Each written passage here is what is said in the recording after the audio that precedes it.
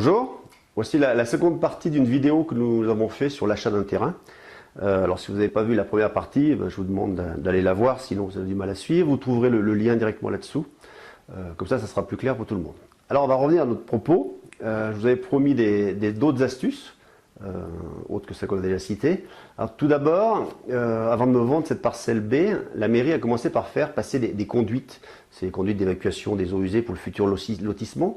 Ça crée une servitude. Ça veut dire, si vous ne connaissez pas, c'est qu'une fois propriétaire, je dois laisser l'accès si des travaux sont effectués sur des conduites, sont abîmés ou autre chose. Alors dans les faits, j'ai sans doute la paix pour 30 ans si ça a été fait correctement, même s'il arrive que des racines arrivent à s'insinuer, mais bon, s'il n'y a pas d'arbre alentour, ça ira. Alors ça a quand même deux conséquences importantes. Un, il n'est pas possible de construire au-dessus du passage des tuyaux, et ça sur quelques mètres de large. Deuxièmement, j'aurai l'interdiction de planter des arbres au-dessus, et ceci afin d'éviter que les racines aillent cambrioler les tuyaux en quelque sorte. Mais pour de la pelouse, pas de problème. Pour mettre des petits arbustes, pas de problème non plus. L'astuce est donc la suivante: comme le terrain est en pente, les engins ont fait une sorte de route d'accès en terre pour pouvoir travailler à l'aise, pour pouvoir creuser et mettre les tuyaux. Alors du coup, j'ai négocié avec la mairie pour que cette route, en guillemets, soit laissée en l'état pour la partie qui traverse chez moi, en arrangeant juste un peu le talus pour éviter que ça fasse une pente trop raide. Donc comme ça, tout le monde est gagnant. La mairie économise de l'argent, ils n'ont pas à refaire à l'identique la surface. Moi, ça me permet d'avoir gratuitement une sorte de terrasse. Bon, c'est quand même du gratuit relatif parce que je paye le terrain, en l'occurrence, plutôt cher, mais c'est toujours ça que j'ai pas à faire à la boîte sinon. Alors voilà à quoi ça ressemble avec un début d'engazonnement et quelques plantes. Je vous ai mis quelques vidéos. Bon, évidemment, c'est que le début, ça va demander du travail. Il faudra à peu près un an. D'ici un an, j'aurai fini d'aménager. Ça pourra donner au final, je pense, une plus-value assez gentille à la maison parce qu'il y aura des arbres, il y aura un verger, il y aura de la pelouse, il y aura une terrasse aménagée, il y aura, je sais pas, un escalier. Alors en conclusion, on peut dire que si vous avez la possibilité d'acheter un terrain qui jouxte une maison, que ce soit la vôtre ou pas d'ailleurs, il faut quand même étudier la question.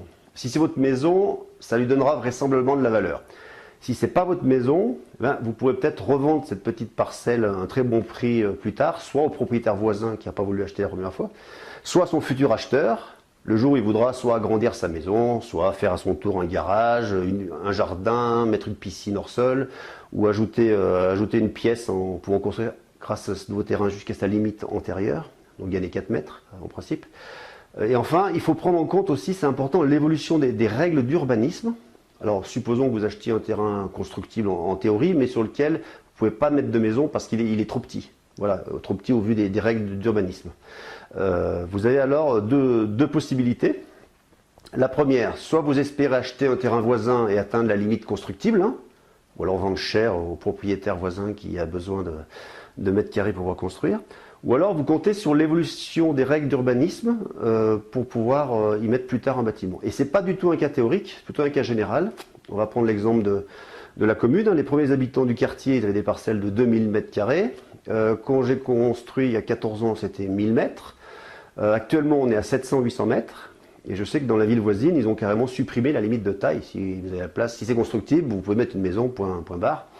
Et c'est général, je disais, parce qu'au niveau national, en 10 ans, vous avez les surfaces sur lesquelles sont construites les maisons qui a diminué en gros de 27%, ce qui est beaucoup. Donc si ça continue, il y aura de plus en plus de petites parcelles qui vont devenir constructibles.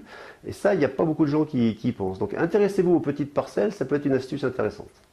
Voilà, à bientôt sur le site lesambitieux.com pour de nouvelles vidéos. À bientôt.